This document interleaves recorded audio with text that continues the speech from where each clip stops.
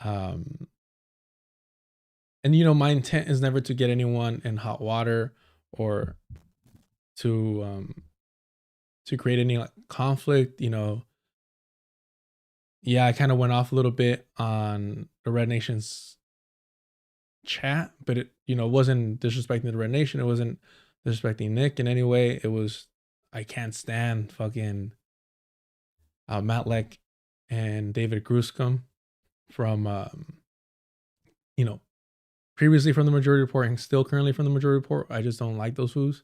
I think they're opportunists who are afraid to call out, you know, their friends doing the same exact things that they're critical of others. Um, it's all about being consistent. It's all about being consistent. Uh, let's see here.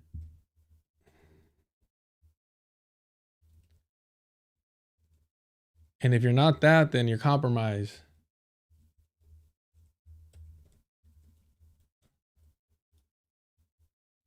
All right, we'll leave it like that. And then one last thing, and then we'll get started.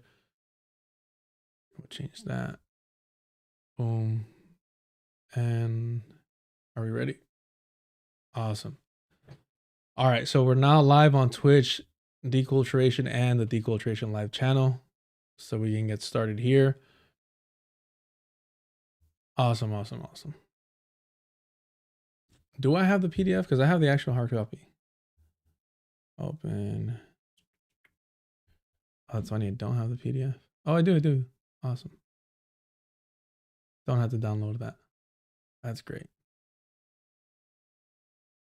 Opening up the reading thing.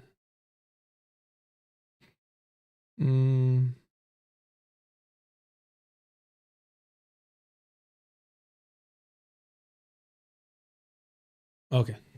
Awesome. Perfect. This is it. Open Veins in Latin America, Eduardo Galeano. It'll be the first book that we're reading in the book club. This is something I really want to do. In fact, even before, you know, the political streaming stuff and talking shit, I always thought I was just going to do this, a book club, and not think much of it and not get down and dirty with all the opportunists. But I can't help myself.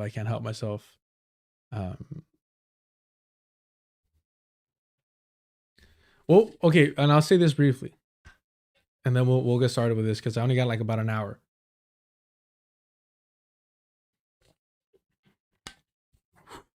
Needed this. This is what I'll say. I think, you know, individuals that do great fucking work don't get the platform and attention that they need, don't get the recognition they deserve and that they earned. And so they're kind of dependent on getting more eyes and more attention by associating themselves with figures that do get, in my opinion, undeserved attention, credit, validation, glorification, support, both financial and through their communities. So I get that aspect of it. I'm very much not like that because I'm cool if I'm just talking to a handful of people. Fortunate that the channel's been growing and I wanted to keep growing. But I understand that somebody that's more concerned with prioritizing, you know, their work and their mission will be like, hey, you know, me and these other figures don't align politically. But if I could get their audience to understand where I'm coming from, to broaden their, you know, I was gonna say their horizons, but their worldview, there is benefit to that. I get it. My fear is that I value their work more than I value the need to associate with these figures. And I feel that these figures get legitimized and gain legitimacy by platforming them. So I feel like they're being used. I'm not trying to be paternalistic. I'm sure they know this. They're quite aware of the, you know, the risk reward and the compromises needed to associate with these figures. But if we don't draw the line at normalizing liberal Zionism, where do we draw it? Oh, this is broader. This isn't about anybody particular. This is just a broader thing. But I 100% completely understand the need to work with individuals that you don't align with politically. If you're doing a larger project, I'm just doing me out here. So I have the privilege of being selfish.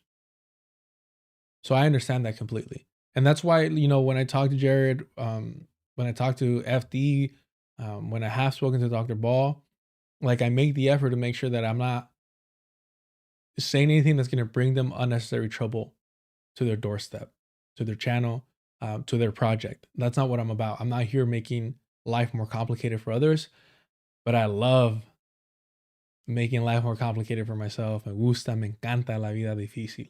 So, that is my burden that I carry. And I always make sure to check in with people and be like, hey, just to let you know, no disrespect or to you personally, I just don't fuck with those fools. Um, hey, like I understand if you need to edit this out, I get it. I'm not gonna take it personal. I'm not gonna see you any differently because the mission's a little bit different. The mission and his objectives a little different. But I've always struggled with that in life. I've always struggled with that in life where let me edit this. You know, friends of mine that I felt have kind of like I when I was younger would feel that they turned their back on me and they had to kind of explain to me like, bro, like you're just you're too dogmatic sometimes. Like chill the fuck out. If you can't get along with everyone, then you can't be invited to certain stuff. But we'll hang out one on one when you can behave or in a smaller group that you actually like. And I'm like, all right, I guess you're kind of right. All right, let's get to it. Let's get to it. Let's get to it. Where are we at? Okay. Boom. I can be a little polarizing. And I'd be lying if I'm not excited to look over the comments. You know what I mean? No, man. You know what it is? I can get along to get along. I really can. Because I understand that this lifestyle is not for everyone. No, it's not for everyone. It's exhausting. I'm not gonna lie about that. It's exhausting. All right, let's get to it. Let's get to it. Let's get to it. So, like I said before, these book club sessions are going to always stay up. On Deculturation Live, some things might eventually get put behind the paywall. I'll be honest about that. But in terms of the book club, that will always be open. What will be behind the paywall is the discussion that we'll be having on the Discord after this. I hope y'all understand that. I hope, you see where I'm coming from. Bootleg it if not. All right. I'm sure they'll be selling copies in the swap meet, so we'll be good. We have maintained a silence closely resembling stupidity from the revolutionary proclamation of Juan Tutiva La Paz, July 16, 1809. Gotta love it. It's been a while since I read this. So we're gonna skip the forward and move straight into the introduction. I don't necessarily read forwards for the most part. That's just me. All right, where are we at? Acknowledgements. Yeah, because that's well. Yeah, let's read this because I like this kind of poetic thing. I'm not gonna lie, and this is by Eduardo himself. So we'll start with this. In defense of the word, one writes out of a need to communicate and to commune with others, to denounce that which gives pain and to share that which gives happiness. One writes against one's solitude and against the solitude of others. One assumes that literature transmits knowledge and affects the behavior and language of those who read. One writes, in reality, for the people whose luck or misfortune one identifies with, the hungry, the sleepless, the rebels, and the wretched of this earth. And the majority of them are illiterate.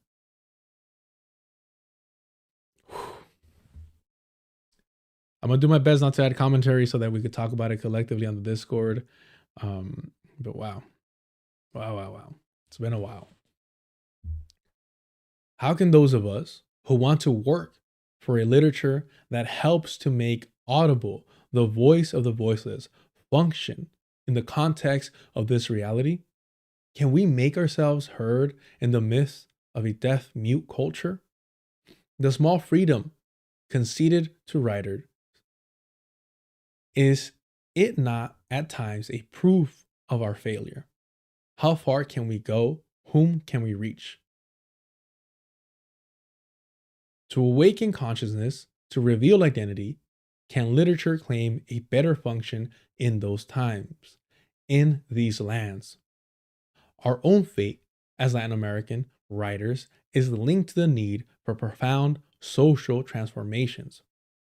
To narrate it, to narrate is to give oneself. It seems obvious that literature, as an effort to communicate fully, will continue to be blocked so long as misery and illiteracy exist, and so long as the possessors of power continue to carry on with impunity their policy of collective embezzleization through the mass media. Great changes, deep structural changes, will be necessary in our countries if we writers are to go beyond the elites, if we are to express ourselves in an in an incarcerated society. Free literature can exist only as denunciation and hope. We are what we do, especially what we do changes what we are.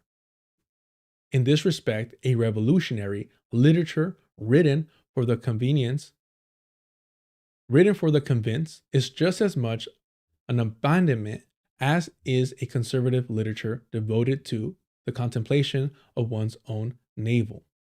Our effectiveness depends on our capacity to be audacious and astute, clear and appealing. I would hope that we can create a language more fearless and beautiful than that used by the conformist writers to greet the twilight. In Latin America, a literature is taking shape and acquiring strength, a literature that does not propose to bury our dead, but to immortalize them, that refuses to stir the ashes, but rather attempts to light the fire. Perhaps it may help to preserve for the generations to come the true name of all things. Eduardo Galeano, 1978. That is great. And that's from Days and Nights of Love and War. All right. Introduction: 120 million children in the eye of the hurricane. The division of labor among nations is that some specialize in winning and others in losing. Our part of the world, known today as Latin America, was precocious, It has specialized in losing ever since those remote times when Renaissance Europeans ventured across the ocean and buried their teeth in the throats of the Indian civilizations. Centuries passed, and Latin America perfected its role. We are no longer in the era of marvels, when fact surpassed fable and imagination was shamed by the trophies of conquest. The loads of gold, the mountains of silver, but our region still works as a menial. It continues to exist at the service of others, needs as a source and reserve of oil and iron, of copper and meat, of fruit and coffee. The raw materials and foods destined for rich countries which profit more from consuming them than Latin America does from producing them. The taxes collected by the buyers are much higher than the prices received by the sellers. And after all, as Alliance for Progress coordinator Kobe T. Oliver said in July 1968, to speak of fair prices is a medieval concept, for we are in the era of free trade. Yo, I'm fighting back all the commentary, y'all. All right. Also, in case I take care of myself. So even though I've had this for years, even though I've read and reread it, even though I've like annotated it and whatnot, I even have like little when you know annotation stickers. I still try to make sure that the books are in somewhat decent condition. All right.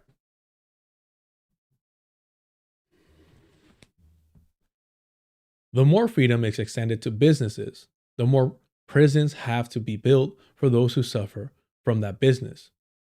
Our inquisitors, hangman system function not only for the domination, for the dominating external markets, they also provide gushers of profit from foreign loans and investments.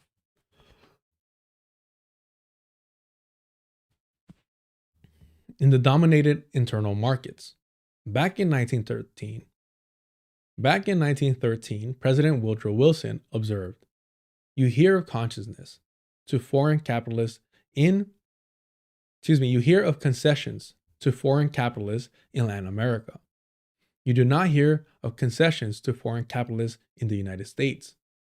They are not guaranteed concessions." He was confident states that are obliged to grant concessions are in this condition that foreign interests are apt to dominate their domestic affairs. He said, and he was right.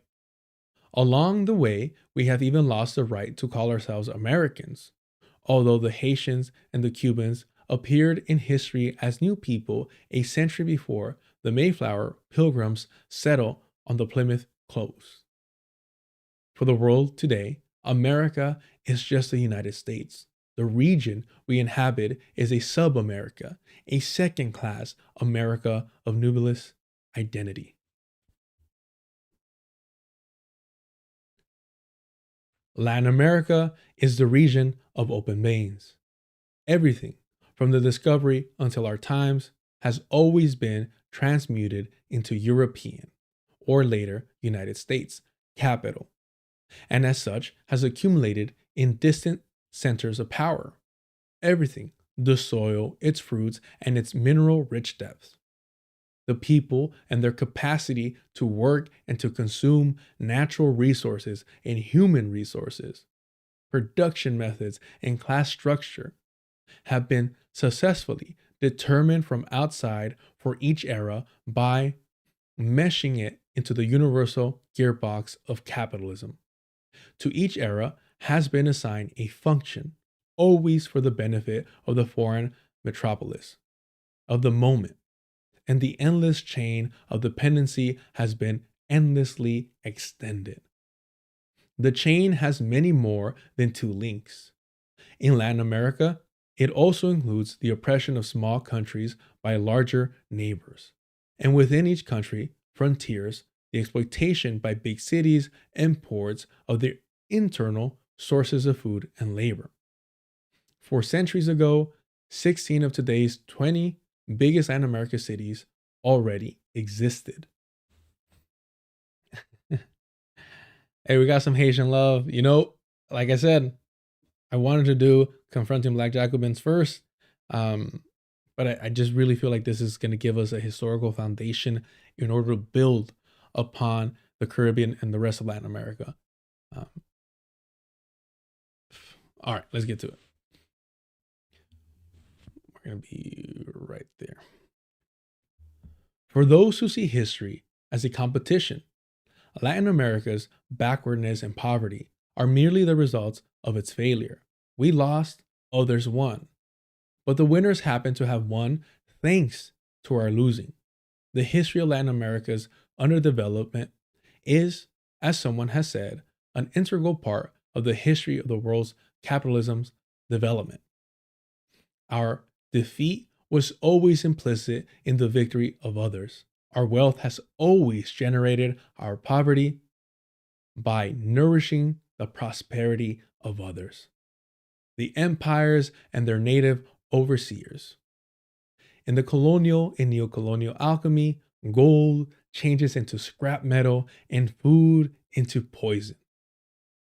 Potosi, Zacatecas, and Oru Retro became desolate warrens of deep, empty tunnels from which the precious metals had been taken. Ruin was the fate of Chile's nitrate papas and of Amazonian's rubber forests, Northeast Brazil's sugar, and Argentina's quebracho belts, and communities around oil-rich Lake Maracaibo have become painfully aware of the mortality of wealth which nature bestows and imperialism appropriates. The rain that irrigates the centers of imperialist power drowns the vast suburbs of the system. In the same way, and uh,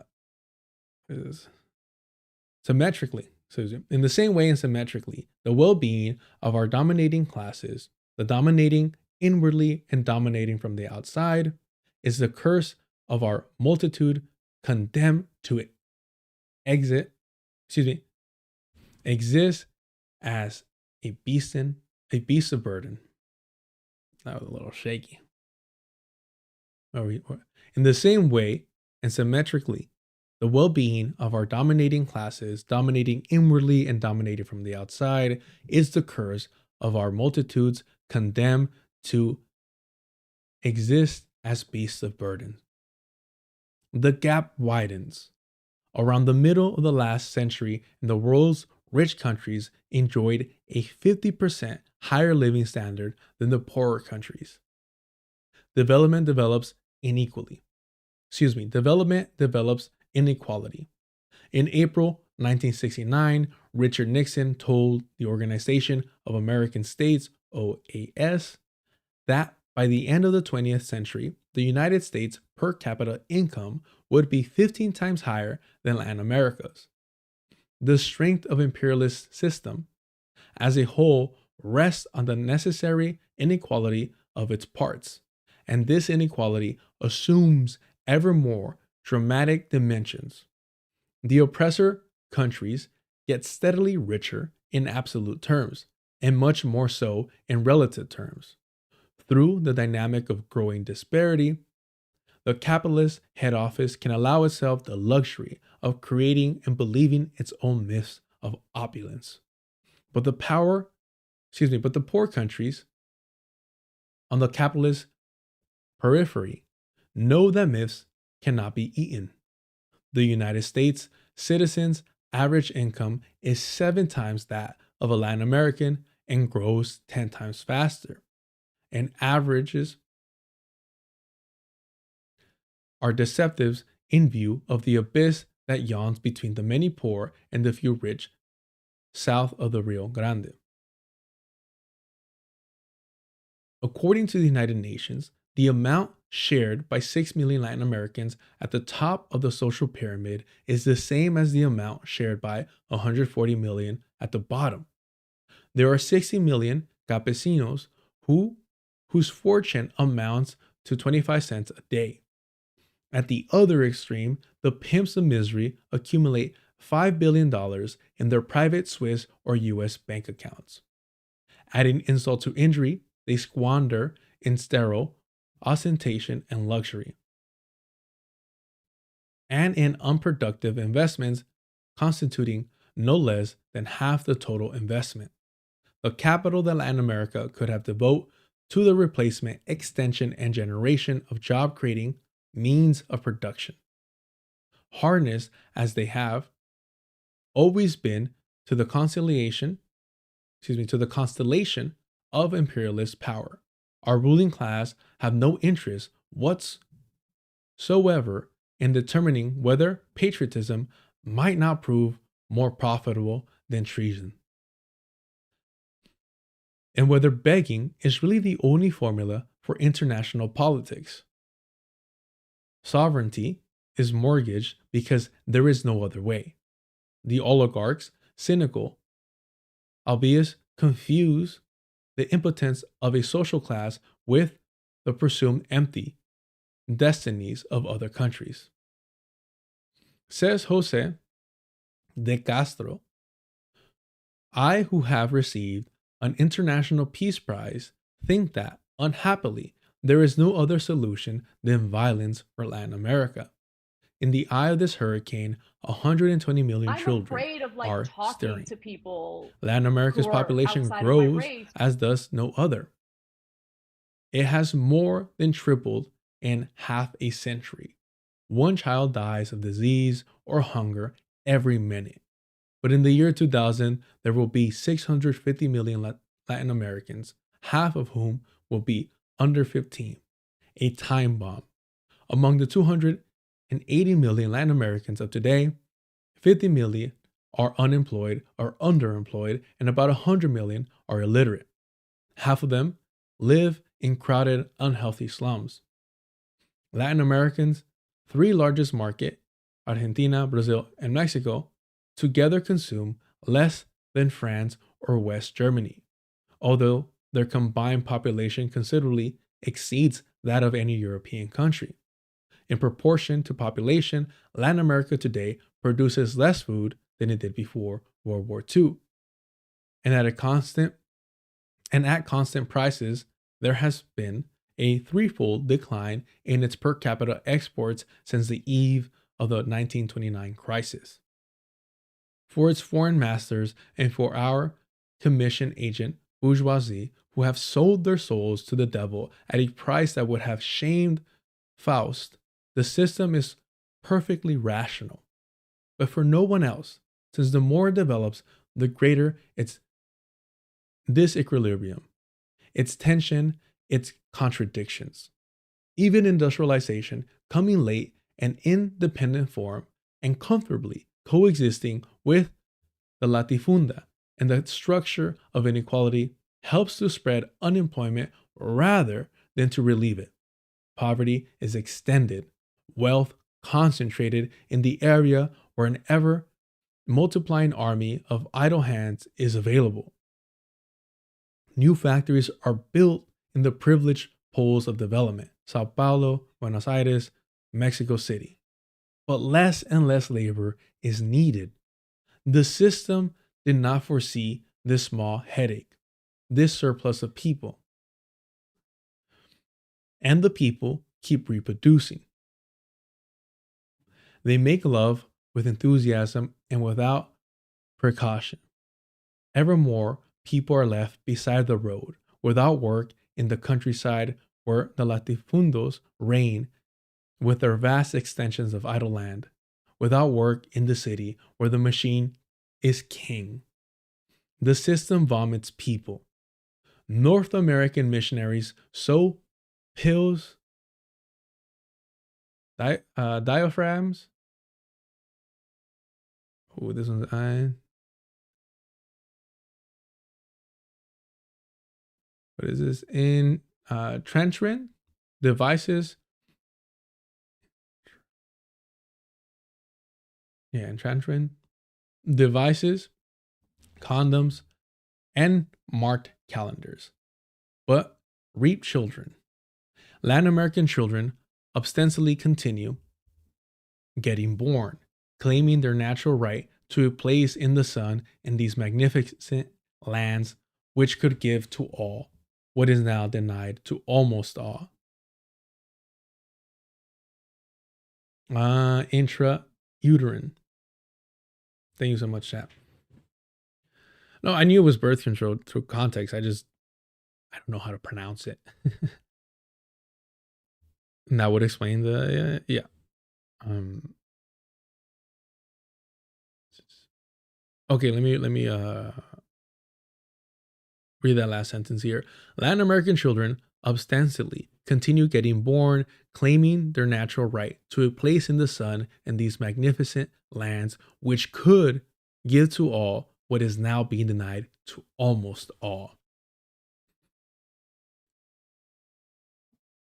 At the beginning of November 1968, Richard Nixon loudly confirmed that the Alliance for Progress was 7 years old and that malnutrition and food shortages had nevertheless intensified in Latin America. A few months earlier, in April, George W. Ball wrote in Life, but at least for the next several decades, the discontent of poorer nations does not threaten world destruction. Shameful as it is undoubtedly may be, the world has lived at least two-thirds poor and one-third rich for generations. Unjust as it may be, the power of the poor countries is limited. Ball had headed the U.S. delegation to the first conference on trade and development in Geneva and had voted against 9 of the 12 general principles approved by the conference for removing some of the handicaps of underdeveloped countries and international trade. The human murder by poverty in Latin America is secret. Every year, without making a sound, 3 Hiroshima bombs explode over communities that have become accustomed to suffering with clenched teeth. This systematic violence is not apparent, but is real and constantly increasing. Its holocausts are not made known in the sensational press, but in food and agriculture organization statistics. Ball says that it is still possible to act with impunity because the poor cannot set off a world war. But the Imperium is worried, unable to multiply the dinner. It does what it can to suppress the diners. Fight poverty, kill a beggar. Some genius of black humor scrawled on the wall in La Paz. What do the heirs of the Malthus propose? What do the heirs to Malthus propose but to kill all the beggars to be before they are born? Robert McNamara, the World Bank president, who is chairman of Ford and then Secretary of Defense, has called the population explosion the greatest obstacle to progress in Latin America. The World Bank, he says, will give priority in its loans to countries that implement birth control plans. McNamara notes with regret that the brains of the poor do 25% less thinking, and the World Bank technocrats who have already been born set computers humming to produce labyrinthine, here we go, abracadabras on the advantages of not being born. If one of the bank's documents assures us, I'm afraid of like talking to people who are outside of my range. Let me put this beneath the alerts. There we go. If one of the bank's documents assures us a developing country with an average per capita income of $150 to $200 a year succeeds in reducing its fertility by 50% in a period of 25 years, at the end of 30 years, its per capita income will be higher by at least 40% than the level it would otherwise have achieved, and twice as high after 60 years. Lyndon B. Johnson remarks has become famous or have become famous. Let us act on the fact that less than $5 invested in population control is worth $100 invested in economic growth. Dwight D. Eisenhower prophesied that if the world's inhabitants continued multiplying at the same rate, not only would the danger of revolution be increased, but there would also be a lowering of living standards for all people, including his own. Living standards for all people, including his own. The United States is more concerned than any other country with spreading and imposing family planning in the farthest outposts. Not only the government, but the Rockefeller and the Ford Foundations as well have nightmares about millions of children advancing like locusts over the horizon from the third world. Plato and Aristotle considered the question before Malthus and Namera. In our day, this global offensive plays a well defined role. It aims to justify the very unequal income distribution between countries and social classes, to convince the poor that poverty is the result of children they don't avoid having, and to damn the rebellious advance of the masses.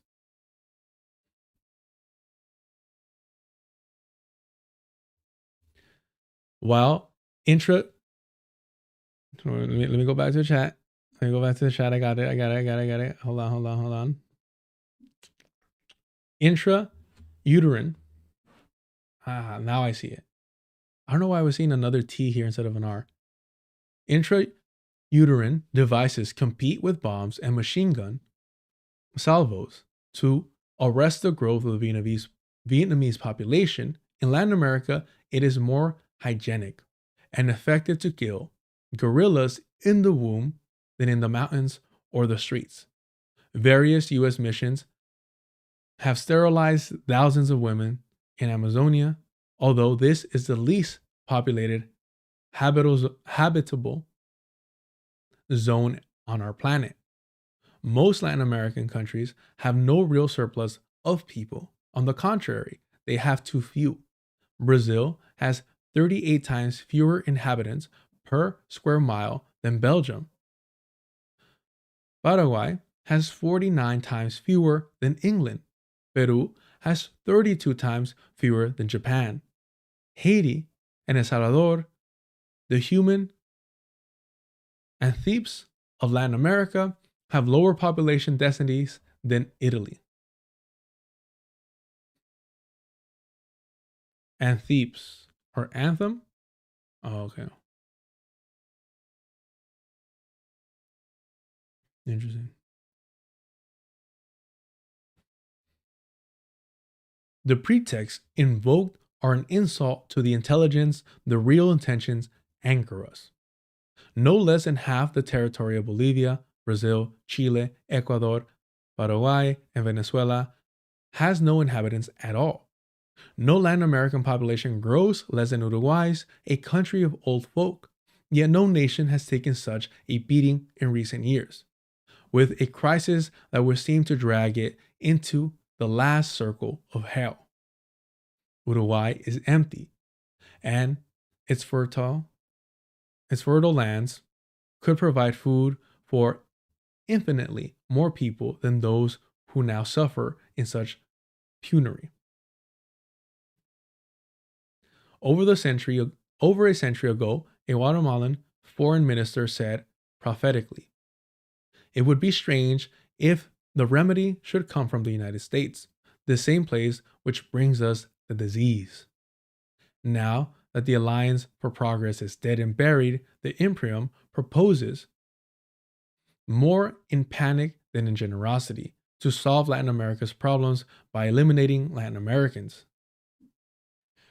Washington has reason to suspect that the poor peoples don't prefer to be poor, but it is impossible to desire the end without desiring the means. Those who deny liberation in Latin America also deny our only possible rebirth and incidentally absolve the existing structure from blame. One youth multiplies, rises, listens. Our youth multiplies, rises, listens. What does the voice of the system offer? The system speaks a surrealist language. It lands that in lands that are empty, it proposes to avoid births. In countries where capital is plentiful but wasted, it suggests that capital is lacking. It describes as aid the deforming orthopedics of loans and the draining of wealth that results from foreign investment. It calls upon big landowners to carry out agrarian reforms and upon the oligarchy to practice social justice. The class struggle only exists, we are told, because foreign agents stir it up.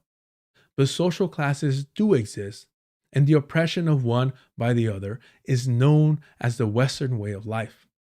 The Marines undertake their criminal expeditions only to restore order and social peace. The dictatorship linked to Washington lay foundations in their jails for the law abiding state and banned strikes and smashed trade unions to protect the freedom to work.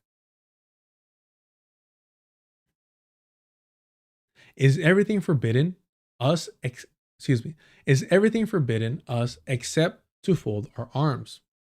Poverty is not written in the stars. Underdevelopment is not one of God's mysterious designs. Redemptive years of revolution pass. The ruling class wait and meanwhile pronounce hellfire anathema on everybody.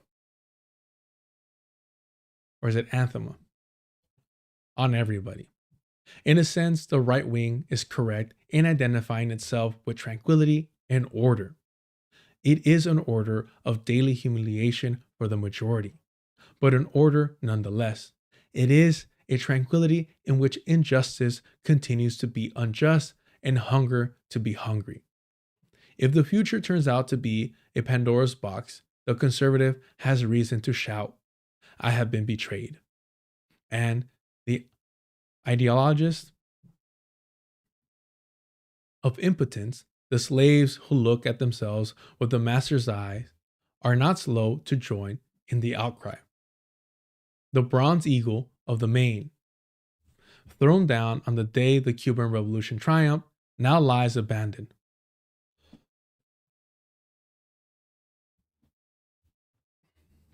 Excuse me. It, its wings broken in a doorway in the old town in Havana. Let me reread that. The bronze eagle of the bronze eagle of the Maine, thrown down on the day the Cuban Revolution triumphed, now lies abandoned, its wings broken, in a doorway in the old town in Havana. Since that day in Cuba, other countries have set off on different roads on the experiment of change. Perpetuation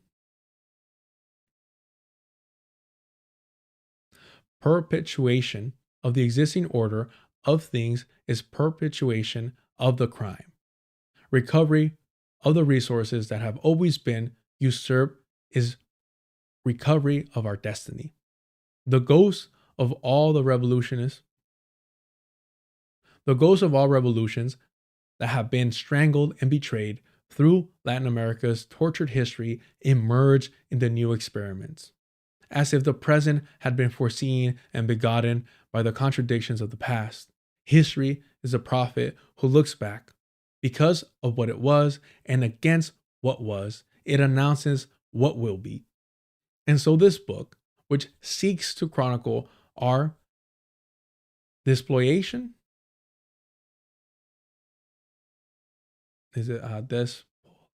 despoliation, excuse me.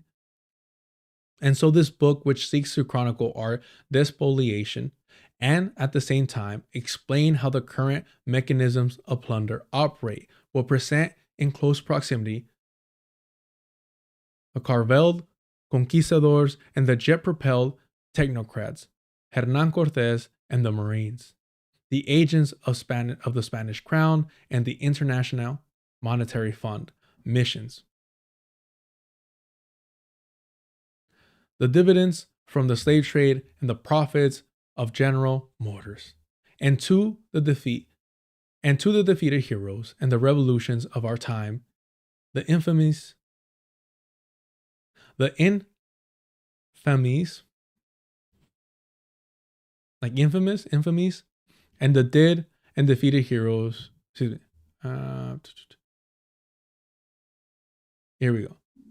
The infamies and the dead and the resurrected hopes, the fertile sacrifices. When Alexander van Humboldt investigated the customs of the ancient inhabitants of the Borgata Plateau, he found that the Indians called the victims of ritual ceremonies Guajica, meant door. Guajica meant door. The death of each chosen victim opened the door to a new cycle of 185 moons. So that's the introduction. Moving forward, I'll be reading more than just, roughly 10 pages. But the conversation with Dr. Ball, which I haven't spoken to in a minute, with Jared from Millennials Are Killing Capitalism, took a little bit longer. But this is just the introduction. We're going to hop onto the Discord to discuss it. You get access to the Discord through the Patreon for as little as $2. Any and all help is appreciative. I appreciate y'all truly. Thank you for putting up with me. Thank you for helping me out with my pronunciation. It's not just the language barrier. Se me traba la lengua. It's also probably dyslexia, which doesn't fucking help. But I appreciate the patience. I appreciate the support. I don't know if you can hear my stomach growling, but there it is. The emphasis on the second syllable. Anathema. Anathema. There we go. I appreciate y'all. Let's jump onto the Discord. Thank you so much. As Glenn Forrest said, organize with eyes wide open. Ya estuvo.